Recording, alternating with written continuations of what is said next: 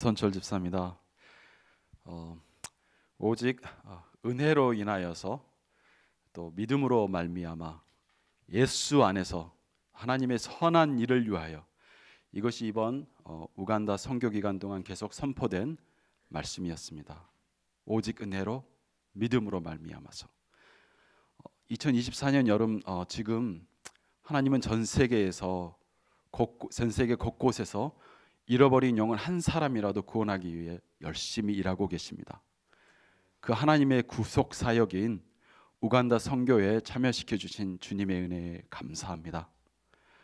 제가 없더라도 복음은 전진할 것이고, 아무런 가치 없는 저를 복음을 선포하는 일꾼으로 불러주신 은혜에 감사할 따름입니다. 특히 이번 2024년 우간다 선교는 다른 어떤 선교 여행보다 특별했습니다. 무엇보다 하나님이 동부 아프리카 지역에 참 그리스도의 복음이 선포되길 원하신다는 것을 알 수 있었습니다. 그리고 하나님이 그 일을 이루셨습니다. 바울은 그리스도의 은혜로 너희를 부르신 이를 속히 떠나 다른 복음을 따르는 것을 이상하게 여기노라. 다른 복음은 없나니 어떤 사람들이 너희를 교란하여 그리스도의 복음을 변하게 하려 함이라. 다른 복음을 전하면 저주를 받을 것이라고 갈라디아서 1장에 썼습니다. 현재 2024년 동부 아프리카는 기복신앙과 치유, 기적, 종교를 포장한 가짜 복음이 넘쳐나는 곳이었습니다. 가짜 복음은 난민 캠프와 작은 시골 마을, 도시를 막론하고 많은 사람들을 속이고 있었습니다. 우간다 선교 기간 동안 미션팀은 북부 남수단 난민 정착지 및 우간다, 르완다, 콩고, 부룬디 등 동부 아프리카 곳곳에서 온 목회자들과 교회 리더들과 함께 제20기 아프리카 논라를 진행했습니다. 특히 2주째에는 남수단에서 온 목회자들과 함께 갈라디아서를 함께 공부했습니다. 메시지는 간단했습니다. 예수의 십자가 복음 외에 다른 복음은 없다. 할례가 아닌 십자가의 복음을 선포하라는 것이었습니다. 나라와 언어가 틀린 전혀 모르는 사람 100여 명이 함께 모여 손을 잡고 기도하고 찬양하며 울었습니다. 하나님이 모이지 않으면 모일 수 없는 사람들이었습니다. 남수단은 내전으로 인해서 200만 명의 난민이 발생한 땅입니다. 국민 대다수가 기독교인임에도 불구하고 자기 부족의 명예를 위해서 다른 부족을 죽이고 미워하는 곳입니다.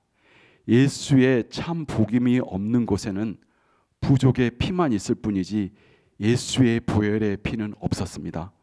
그러나 선교 마지막 날 서로 다른 부족의 젊은 남수단 목사님들이 복음을 들고 다시 자기 땅으로 돌아갈 것이라는 비전을 나눌 때 나는 사람들을 변화시키는 그리스도의 참 복음의 능력을 볼 수 있었습니다. 우간다의 한 여성 자매가 통곡의 기도를 하며 하나님의 은혜를 구할 때 하나님께서 동부 아프리카를 얼마나 사랑하시는지 느낄 수 있었습니다. 동부 아프리카는 양적인 성장은 있지만 기복신앙과 병고침, 기적을 포장한 가짜 복음이 많은 사람들을 미혹하는 땅이었습니다. 그러나 하나님은 동부 아프리카를 사랑하셨습니다.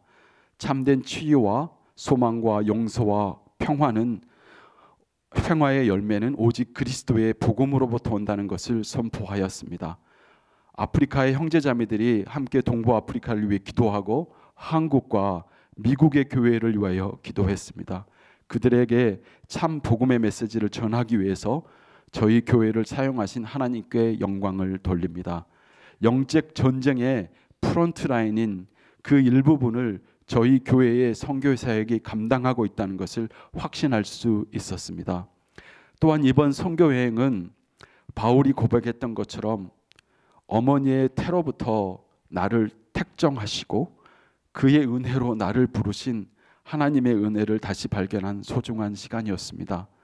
이번 2024년 선교 여행을 통해 아프리카뿐만이 아니라 이곳 뉴욕 또한 기복과 기적만을 바라는 가짜 복음이 곳곳에 있다는 것을 다시 깨달을 수 있는 시간이었습니다. 아무리 참된 복음이 선포되는 교회를 다녀도 진정한 회심을 하지 못하면은 나는 종교라는 천박한 초등학문만 따를 뿐이지 예수의 복음을 헛되게 만드는 불행한 사람이었습니다. 이번 선교 여행을 통해서 나의 교만과 불신의 죄를 다시 하나님 앞에 회개할 수 있는 기회가 되었습니다. 하나님은 내가 정말 거지와 같은 심정으로 겸손하게 하나님의 은혜를 구하지 않고 하나님을 이용만 하려는 교만이 가득한 사람이라는 것을 책망하셨습니다. 날마다 주님의 은혜를 산모하면서 한 발 한 발 걷기보다는 육체의 정욕과 불신, 탐심이 가득한 사람임을 다시 책망하셨습니다. 선교 기간 내내 내 삶에 하나님의 은혜와 불쌍히 여기심을 사모하면서 기도했습니다. 그러자 하나님은 야고보서 4장 8절의 말씀을 통하여 말씀하셨습니다. 하나님을 가까이 하라. 그러면 너희를 가까이 하시리라. 하나님을 가까이 하는 삶은 세상과 벗하지 않는 것입니다. 바울의 고백처럼 그리스도와 함께 십자가에 못 박힌 육체를 자랑하지 않고 나를 사랑하사 나를 위하여 자기 자신을 버리신 하나님의 아들을 믿는 믿음 안에서 살기를 기도합니다.